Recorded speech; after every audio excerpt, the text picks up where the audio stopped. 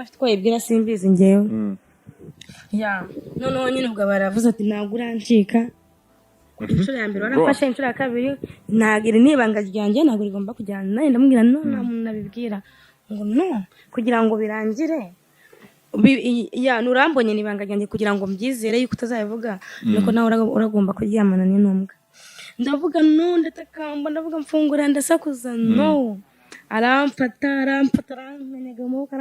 nanjye nkarwana nyine nsakuza ngo iki si twenerereje imbwa nanjye serious yakurushaga imbaraga yaramfashe kandi yari yakinze aramfata nyine turarwana n'imbwa kandi anerereza n'iyo mbwa kandi nimba ari ikintu ntinya mu buzima ni imbwa none iyo mbwa yitwaye twaramenyeranye nta kibazo ariko kubona imbwa yasaze nyine kakuri kagira gute nawe yamfashe ya baranshyira hasi nyine imbwa nyine nawe uryamana n'imbwa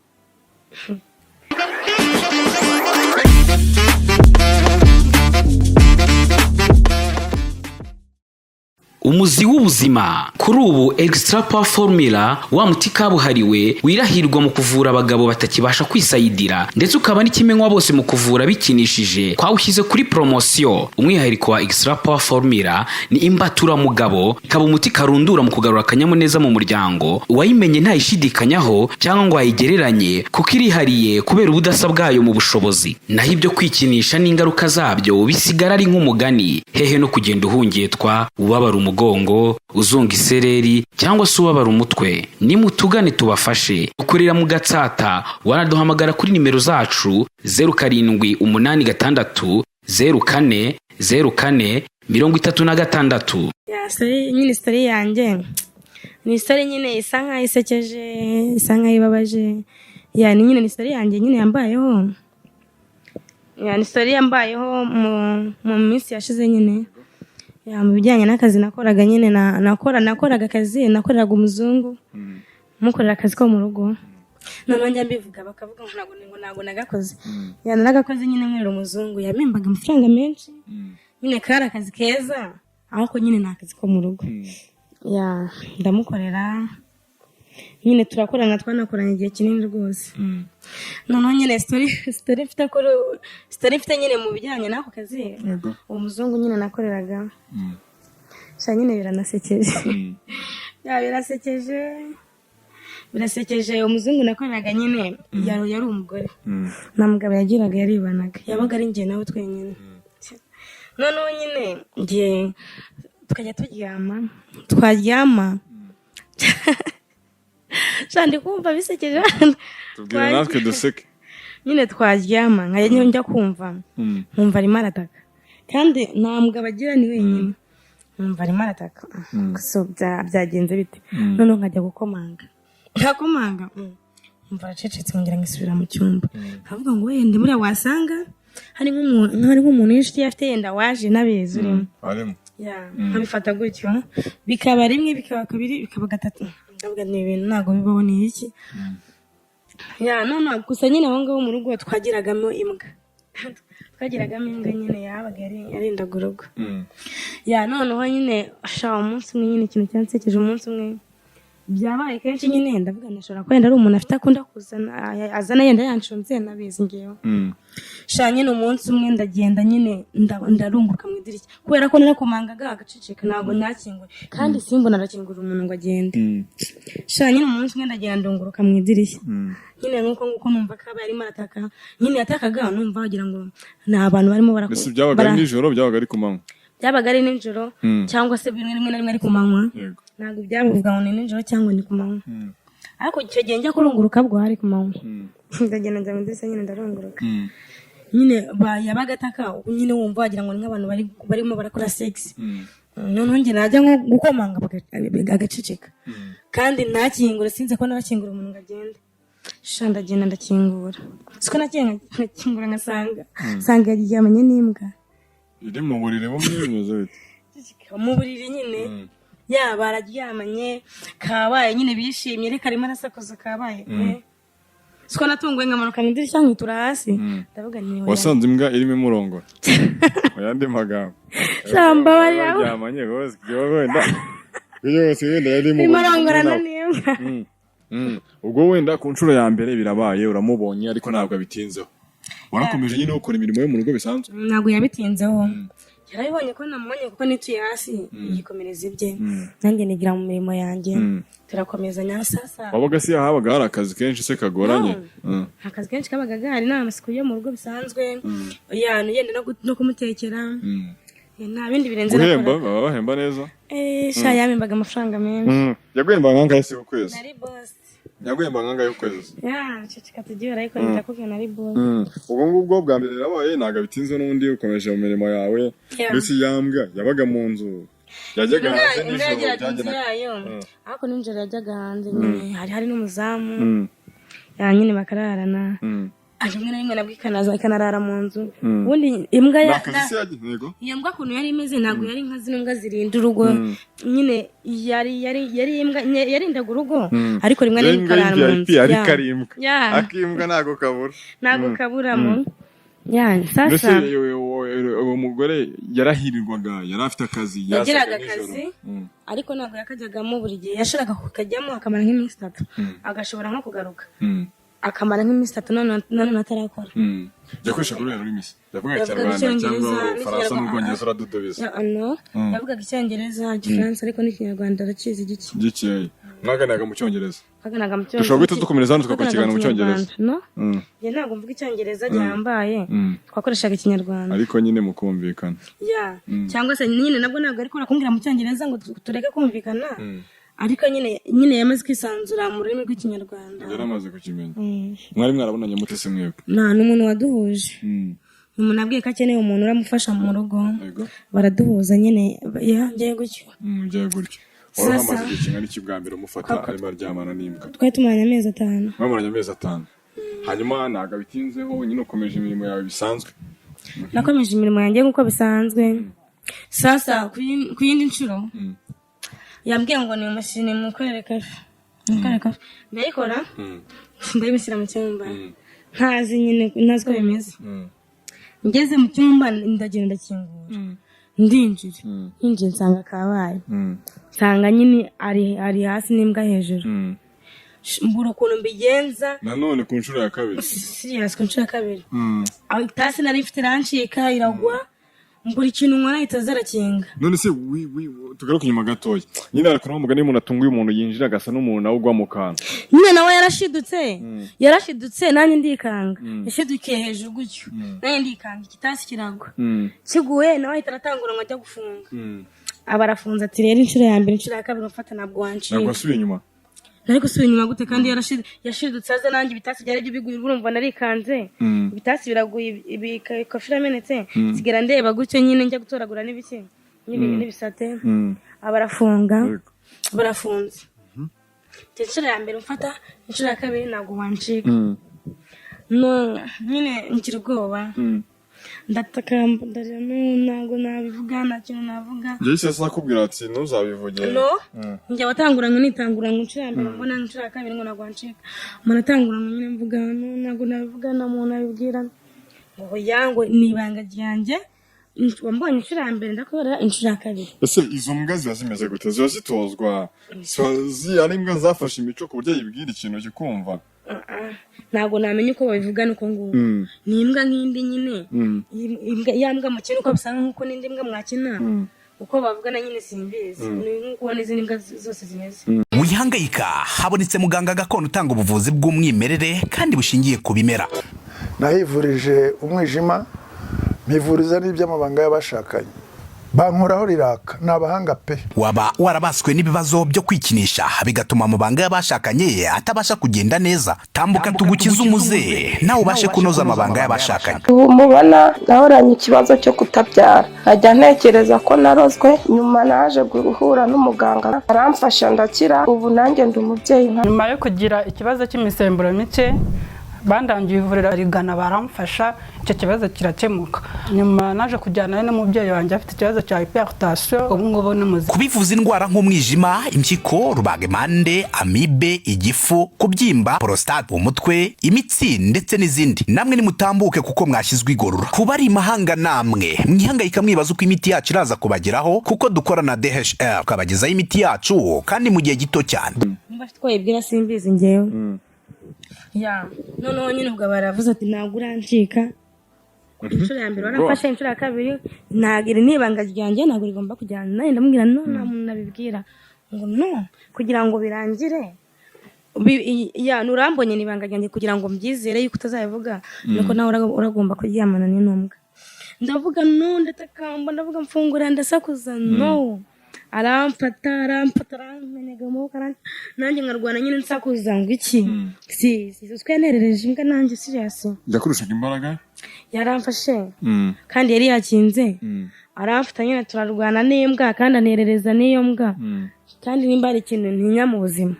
ni imbwa none iyo mbwa yitwaye twaramenyeranye nta kibazo ariko kubona imbwa yasaze nyine ikakura ikagira gute nawe yamfashe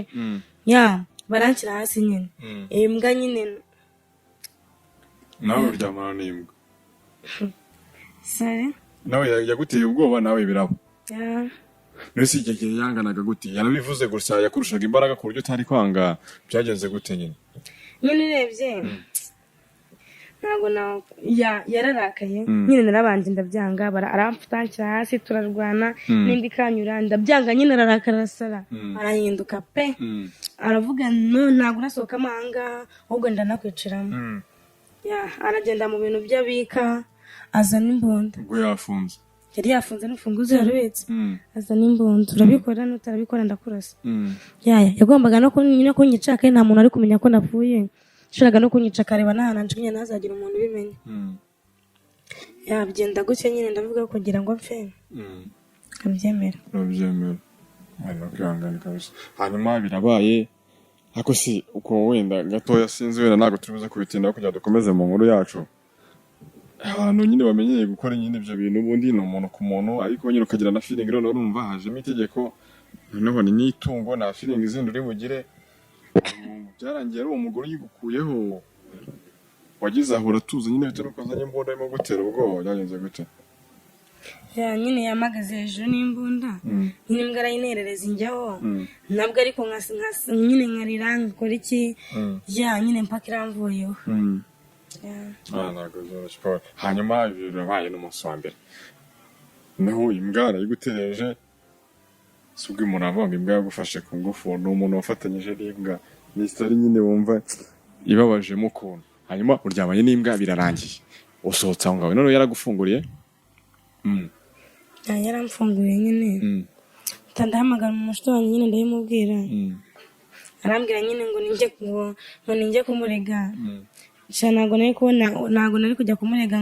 ngo mutsinde cyangwa nashoboraga no kugendana umuzungu agashaka cyangwa agahita nigendera noneho njye nabanje kubiceceka nkagira isoni zo kubivuga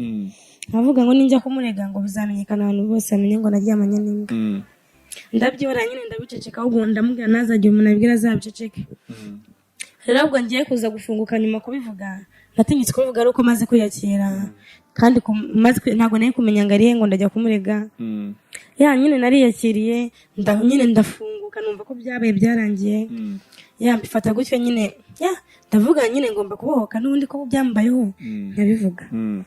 ndabiganiriza inshuti zanjye nkabibabwira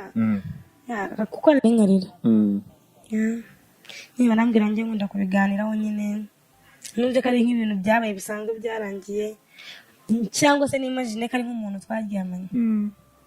wese noneho urumva nyine urabivanye ubanye n'iki gikomere kubivuga arabitinya nk'umugani no kujya kubwira umuntu ngo naryamanye n'imbwa nawe ujye usanga nyine ari ibintu biba bitavugitse nose wa mushuti wawe waje kubimubwira ashize igihe kingana iki we nahise mbimubwira ahita arambwira ati ngo jya kumurega ndavuga njye ntinya kubivuga ubu ndavuga nimbabara ntugire n'umuntu n'umwe uza kubibwira ubimbikiremo ibanga nuko nyine nahise ndava ntabwo nari kwaguma hahano uracyakora wahavuye bimeze bite kandi narahise mpava ntabwo nari kwaguma noneho kuhava urumva icyo gipangu kirindwa waramusezeye wagiye mu buhe buryo ntabwo namusezeye narasohotse mpita ngenda uko nguko nandeba n'ibintu byanjye byahari n'imyenda ntabwo nabijyanye ndetse ngenda ko umushuti wanjye njya kuririrayo nyine ndarira akanurisha namaze igihe nararwaye nkihahamuka nkajya mbirota nkashidukira hejuru Imana nkavuga mu izina rya Yesu nawe Imana igihe byaranze ko nshiramo hanyuma ibyo birabaye noneho reka twibaze ngo nyine akugira inama yo kumujyana kujya kumurega indishyi cyatumye utajya wumvaga nta bimenyetso ufite no kwanga kujya kumurega nge nari ntarafunguka ngo numve ko ngomba kubivuga nkumva ni ibintu biteye isoni havuga ninjya kumurega baramufunga none ntago biri bukoreho ko twaryamanye n'imbwa kandi ndaba niteje abantu ndaba nisebeje amenye ko naryamanye n'imbwa nge narwaniraga kuvuga ngo hatagira umuntu uramenya ko naryamanye n'imbwa ninjya kumurega biravugwa n'iwacu bayimenye abantu bose bamenye ko naryamanye n'imbwa nkumva nicyo kintu cyonyine nashaka nyine naje kumenya ko bwari ubujiji inyuma hanyuma umushuti wawe umubitekereje nyine ukuntu byagenze hantu wasezeye wa mugore ntabwo nasezeye nyine wahavuye nyine nasohotse gutya wasohotse tugenda ariko wenda reka tuvuge ngo wenda wowe wikuye ku kazi bitewe n'ibikubayeho wa mugore ntabwo yongeye kuguhamagara ngo kubaza impamvu wagiye si wasohotse ubona bwa burakari bwashize byari bimeze bite ntabwo yari kumuha yabaga akirakaye kandi ntabwo yari kumuhamagara kubera ko yari azi ibyabaye ngo njye nawe nuko byarangiye nyine ntabwo yongeye kumvugisha kandi nanjye sinari kumuvugisha noneho naje no guhindura telefone na WhatsApp ye ntabwo usibye yuko no kuyitunga byonyine no kuyireba nuvuga ntanabishaka hanyuma noneho wenda kubikora kuko yari asanzwe abikorana nayo yumvaga ari ibisanzwe kuri we wenda ari n'imico yabo ni abazungu bo bumva ari n'ibintu bisanzwe ariko njye kuri njye n'imico yanjye numvaga ari nk'ikintu gihambaye nakoze kitabaho gufunguka rero ngo mbashe kubivuga byarananiye ntabwo biba byoroshye hanyuma uvuyeyo wamushyitsi uramitekereje akugira nyine inama ariko ubonye utabivuga ko utarafunguka igihe cyaje kugera urakomeza ubana nabyo cyangwa nawe igihe cyageze utekereza ko wari kuba waramureze nanjye nabitekerejeho ko nari kuba naramureze aho nanjye n'ubundi ntabwo nyibihishe narabivuze n'ubundi no kubivuga imbere ya kamera rero ibintu bavugiye imbere ya kamera biri burebwe n'abantu benshi nyine biri burebwe cyane gutya ntabwo ari ibintu uba ugifite guhisha narafungutse narabivuze rero ntabwo ngifite igaro ryo kuba najya kumurega niyo mpamvu nsigaye nicuza ikintu cyatumye nyine naba najya kwita njya kumurega ariko abakozi bavuga n'iby'umwihariko mu rugo bahura n'imbogamizi zitandukanye hari usanga bafashwe ku ngufu n'ibyo ngibyo nabyo ndekeza ko bafatwa ku ngufu ko yagukangishije imbunda kandi ni nawe wayishyizemo ubwo bushake bwo kugira ngo nyine bigukugendekere gutyo ni nk'irihe somo umuntu akwiye gukuramo akwiye kujya gukorera abo bantu se akitwararika mu buhe buryo cyangwa se yaguhaye irihe somo ry'ubuzima nyine sinamubwira ngo najye gukora banazitwararike mu buhe buryo kuko ntabwo wajya gukora umuntu uzi imico ye nta nubwo nayo kuba naramusatse ngo umenye ko kabitse imbunda ushobora no kujya gukora umuntu ari umunyarwanda n'ugasanga arayibitse cyangwa ukagenda ugahura n'ibibazo binarenze ibyo nahuye nabyo rero kuvuga ngo azitware gutya sinamubwira ngo azirinde n'ibimuba ngo azirinde kuryamana nayo keretse yumva ashaka gupfa nyine kuko nanjye mba numva ntatinya urupfu mba naremeye akandasa ariko numvaga ntinya gupfa numvaga nyine ntinya ko yandasa mbona kubyemera rero nyine isomo nakuyemo nge n'ubujiji nagize bwo kuba naragiye kumurega no kuvuga ngo isomo nakuyemo nagiye ntabizi gusa nyine ibijyanye n'abakozi bo mu rugo gufatwa ku ngufu byo bibaho keretse nk'ababikora babigambanye bose babyumvikanye ariko gufatwa ku ngufu nyine ntabwo namubwira ngo agomba kwitwara gutya biba atabiteguye biramutungura gusa inama nabagira ni uko hagize uwo bibaho yafunguka nyine akabivuga nyine atabiceceka nkanjye ngatinye ngo barabimenya ngo baramenya ko byagenze gutya no kuko nanjye niko byagenze kandi bwari nk'ubujiji bwari bundimo niko mbifata iyo mbitekerejeho hari igihe wamugane noneho bivuze iki kuba umuntu ashobora gukora ikintu bitewe n'uko nta yandi mahitamo bitewe n'uko nta yandi mahitamo nyine hari igihe ukora ikintu kuko nta yandi mahitamo ufite birumvikana atari uko gikunze ari uko uri kubona ko nta kindi kintu ufite cyo gukora urumva nk'aho ngaho umuntu yavuga ko wabikoze mu rwego rwo kugira ngo urengere ubuzima bwawe yaratinye gutera ubwoba ese ariko hari ukuntu umuntu avuga ibintu yenda gukanga ariko adakomeje abivuga yari mu umuntu uri kuvuga ibintu adakomeje uramubona yaba adakomeje ntaba yarakinze noneho amaze gukinga twararwanya ibyanya byo bisi irashaka ko igihe hejuru ntabyanze andwana anshyira hasi musunika mvaho yongera nsubizaho rufunguzo narubeze kujya gufata rero imbunda byari bigeze ku rundi rwego wabonaga ko ari ibintu biri serious ntabwo nari kuvuga ngo arimo arakina kandi ndi kubona ko ibintu biri serious ntashobora gutinda agatubuka agahita ndasa kandi yafatanyije nayo we yaramfashe anshyira hasi turarwana biranga afata imbunda rero mu gufata imbunda nibwo nabyemeye njya hasi. Wikuriramo imyenda kubera imbunda cyane wabikoze? Ntabwo nayikubuse nayikuramo nayikubishobora. Ntabwo yankuyemo imyenda yose, yankuyemo imyenda hasi gusa. Ubu n'ubwo nyine agiye gutwe twumva igisobanutse nuko yari yabaye seri ubona nyine yahindutse. Ubundi mu wundi imbere yuko ibyo biba yari umuntu kimurgo yahinduwe niyo situation wacayo. Yari sanzwe yari umuntu gutungana. Ubwo njye barambwiye ko cyangwa yagiye gukora mwene ibyo bintu ngo ari igihe abanza agafata ibiyobyabwenge. Na barabimbwiye ngo ari igihe umuntu ukora bene ibyo najya banywa ibiyobyabwenge. Hari igihe rero ashaka ko yari yananywa ibiyobyabwenge nabyo byashoboka. Ntabwo byoroshye ariko abantu baranyuze mu buzima butandukanye ariko nyine ubuzima urahavuye utangiye ubuzima noneho bushyashya ariko cya kintu muri wowe kiracyarimo gukomeza kubana nacyo ntabwo byakugoye? Byarangoye noneho ntaranabohoka ngo mbashe kubivuga narigungaga cyane nyine abantu bakibaza ikintu nabaye bikabayobera nyine batabizi bakajya banyibazaho no kuri WhatsApp ndagenda mvaho mara igihe ntabaho kandi mfite telefone nyifite nyine nta bintu numva nshaka nkaryama nameze nk'umuntu urwaye ubundi nkaba uwo mu buriri gusa nkabyuka njya hanze nsubira mu buriri nta mbaraga mfite meze nk'umuntu urwaye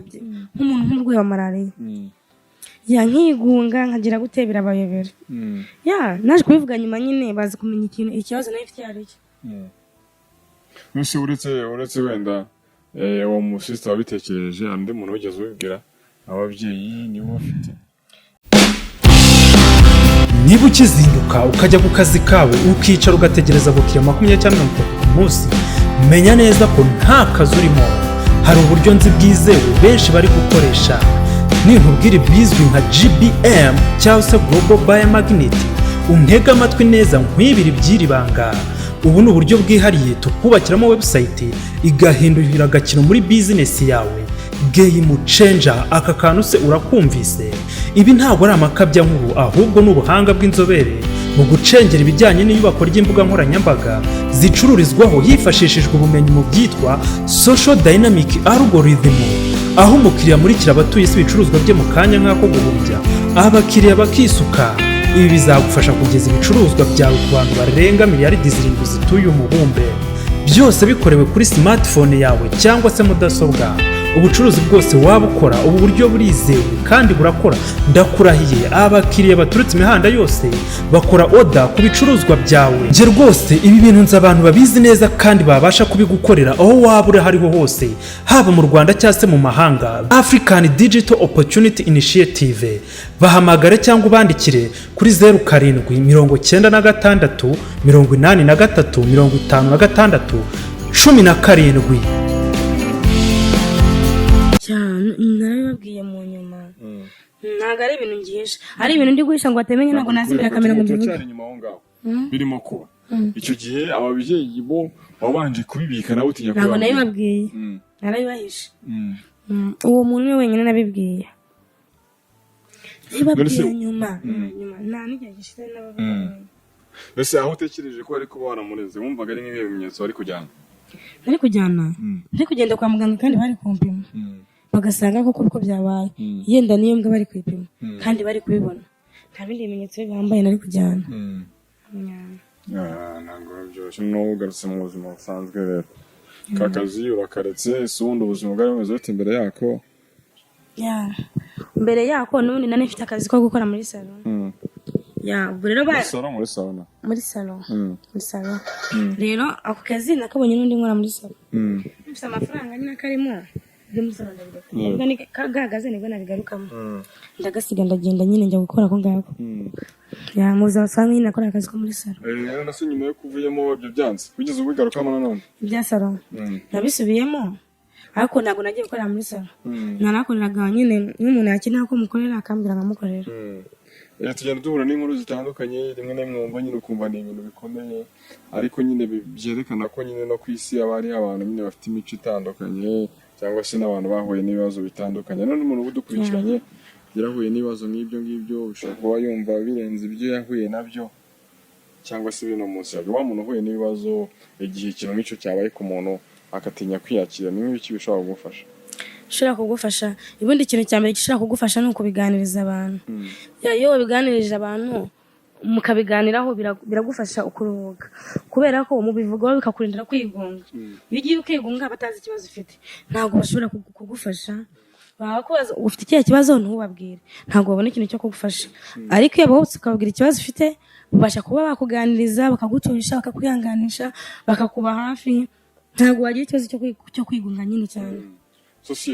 Sosiyete ikwiye kwitwara gute mu gihe umuntu ahuye n'ikibazo yakivuga wenda ugasanga bamwe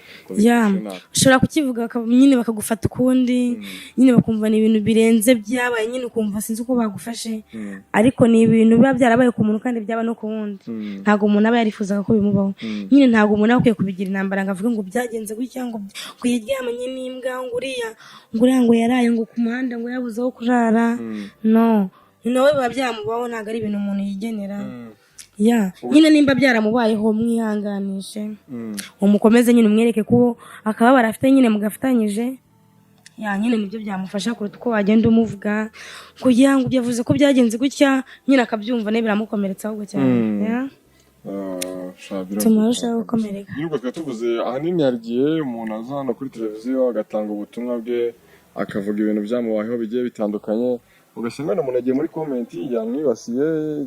ariko nyine urumva ikiba kiriho nuko umuntu agomba nyine kumenya ko nawe byamubaho. Nibyo ndimo ndavuga nyine, nabo baza muri comment nyine ntabwo baba bakwiye kuza ahubwo kongera gukomeretsa umuntu, kuko hari comment uza ugashyiraho ugasanga ahubwo itumye umuntu yongera gukomereka, asubiye muri bya bihe, kandi wagomba kukamwihanganisha nyine ukumva ko nawe byakubaho. Nimba akababara afite nyine ukamwereka ko mugafatanyije, kuko nawe biba byakubaho. Ntabwo ubuze ibizakubaho biri imbere yawe, kandi ntabwo ari ibintu umuntu aba yigenera. Nyine nta bintu byo kuvuga kuza ubwira ujajinga umuntu cyane. Nyine ugomba kuza ushyiramo komenti zifite icyo ziraza kumufasha, zitari bumukomeretse. Ariko wenda ahanini hari igihe abantu nyine umuntu wese afite imitekerereze yo utanahindura, ariko nyine yumva biba bikwiye nyine kugira ngo umuntu amenye nyine umurongo wa nyawo kugira ngo bikorwe. Igihe umuntu akora n'ibibazo ngibyo ugasanga wenda habayeho kwiheba, akaba yatekereza wenda ko ubuzima burangiye. Ibyo bintu byigeze bikubaho wowe kuri icyo situation waciyemo? Byambayeho. Njye numvaga ahubwo najya kwiyahura, niberaga mu buruni no kurya bikananira, meze nk'umurwayi mbese. Ubundi mu rugo bibazaga nimba ndwaye pe, bumva ko ndwaye. Bajya no kumpimisha ko ntwite, nyine barebe ikibazo mfite, basanga ntago ntwite, nyine birabacanga akazi ikibazo mfite, bikaba nanjye nyine nkabwira ko ndwaye. No kubona umuntu ararwaye mu buriri ntarya, arwaye icyumweru kirashize ntakize, nta malaria ntaki, bikabacanga. Ese hari ikindi kibazo wamugani wigeze ugira? Nta kibazo nigeze ngira. Birabacanga nyine, hari igihe umuntu atekereza nyine ngo yakwiyahura. Noneho nk'umuntu udukurikiranye wenda aba yageze muri situation nk'iyo ngiyo, nawe ushobora gutekereza ko yakwiyahura, ubona igisubizo? Nyine igisubizo ntabwo ari ukwiyahura. Ubundi akenshi bikubaho iyo utagize abantu biganiriza ngo bakube hafi nyine bakuganiriza, nibwo bitekereza ko nanjye nabitekereza nkumva nasohoka nkajya nko kwiyahura. Ariko nimba hari ikintu ntinya kibaho, ntinya gupfa, nkavuga nimara gupfa nkatekereza, nkajya nyine ntekereza aho nabaga njyanye, nkajya mvuga nimara gupfa umuntu wanjye azasigara arira, abavandimwe banjye, nkabitekerezaho byose. Nkareba ukuntu ampangayitse, nkavuga nzajya kwiyahura, umuntu wanjye azasigara ahangayitse, nyibaza ibintu byinshi. Ndiyakira, ariko nyine ninya n'urupfu, ninya gupfa, ntabwo nari gushaka kujya kwiyahura. Nabitekerezaga nkabyishyiramo, ariko agatima kakagaruka bikanga. Ariko hari umuntu udatinya urupfu, ushaka kubitekereza rimwe agahita agenda. Si rero kudatinya urupfu cyangwa ahubwo ni situation ibigezemo nyine yo kumva nyine. No mu busanga hari umuntu udatinya gupfa, noneho hari umuntu ugera muri iyo situation akumva ikiruta byose ni ugupfa, nta kindi. Ntabwo byoroshye. Hari igihe rero wenda yari kuri case yo kuba umuntu wenda yakwiyahura, ariko n'igihe umuntu ajya muri situation nk'iyo ngiyo wenda kumva wenda zinutswe abagabo cyangwa se zinutswe icyo gikorwa, nyamara atagikorewe n'umuntu. Ibyo ntabwo byigeze bimbaho, nta kibazo byigeze bintera. Nyine ngera ndayakira, mvuga ko ari ibintu bisanzwe byambayeho, birarangira. Ntabwo biba byoroshye kabisa. Ariko ahanini usanga abantu ubundi baba mu bipangu byabonye cyane. Igipangu bitakubaho ngo natabaze, ntabwo wari ukeneye gutabaza ndi mu cyumba harafunze n'ikizu kinini, nta muntu ariko natabaza. Wa musekirite se wigeze umutekereza we? Ubona kenshi abantu bakorana mu rugo usanga ukuntu baba bavugana. Ntabwo nari kubimutekereza icyo gihe mubona, naracecetse, ntabwo nari mubwiye. Noneho bijya no mu kuba umusekirite yazaga nijoro, kandi byabaye ari ku manywa, nahise nigendera. ahubwo yamamaga yambwira ngo wagenda ambwira nyine nagiye ntabwo nari kubimubwira nta n'umuntu umvaga nshaka amenya ko naryamanye n'imbwa reka keretse uwo mushuti wanjye wo mu kazi nabibwiye wenyine ariko igihe usanga wenda n'uwo musikirite nawe yari abizi ashobora kuba yari abizi kuko isasi byasakuzaga cyane barasakuzaga cyane ku buryo wumva nyine ari nk'abantu bazima bari mu gikorwa nyine yarasakuzaga ukumva nyine ni umuntu wishimiye igikorwa arimo ugumva ari umuntu wishimiye igikorwa arimo agahugu umuco kandi wako kabisa ubwo se wenda ibyo byarabaye birarangira uranahavuye ubwo uba wumva wakongera gukorera umuzungu cyangwa wahita wumva nyine bose naranabanze pe mba numva narabaze utwo bazungu wumva bose ari kimwe se ntabwo bose ari kimwe pe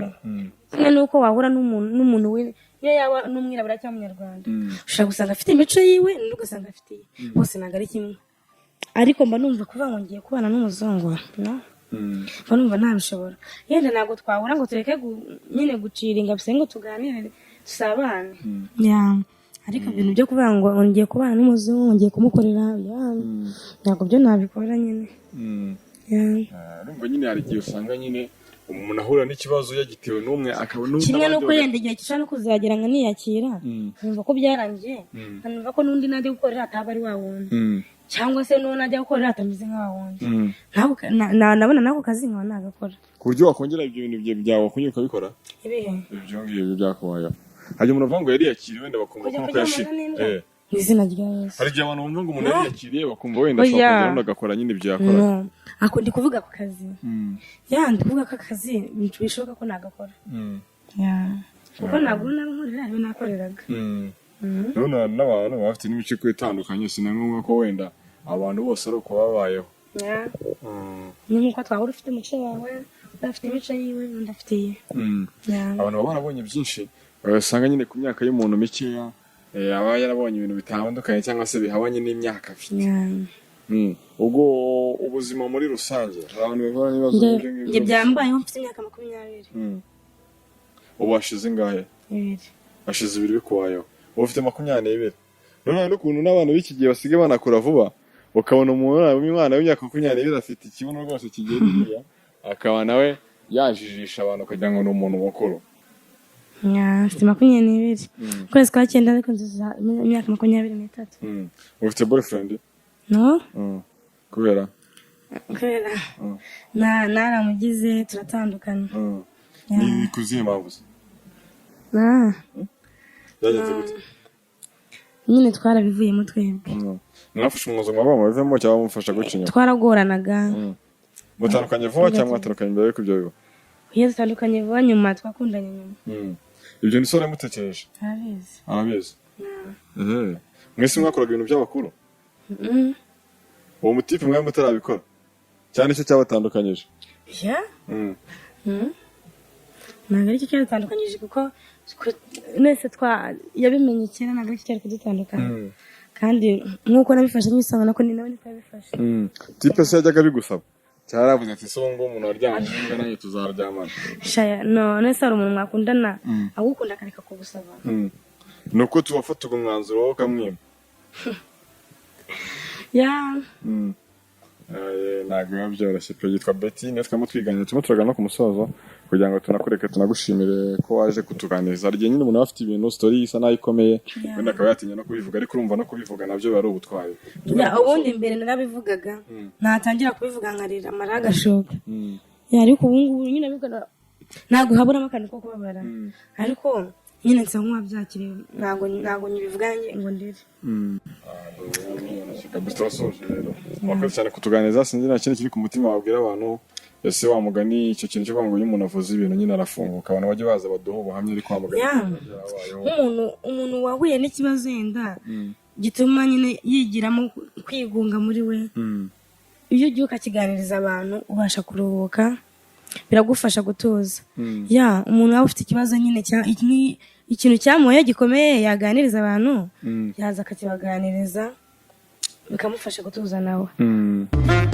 nyuma yo gukoresha imbaraga nyinshi ukagera ku nzu y'inzozi zawe wifuzaga harabura ikintu cy'ingenzi icyo kintu ni ibikoresho byo mu nzu furnitures intebe zo muri salo salle à manger ibitanda n'amatera zabyo utubati two mu byumba intebe za jardin n'iza balcon yewe n'ibikoresho byo mu biro. tubakorera intebe, ibitanda n'inzugi, tukabakira n'ibikoni bigezweho n'ibindi bikoresho mushaka. mwe banyamahoteli na za apartema, umwihariko wacu ni uko iyo mutugannye tubibakorera muri design yose mwifuza. ku bindi bisobanuka duhamagara kuri nimero 0783 337 8096.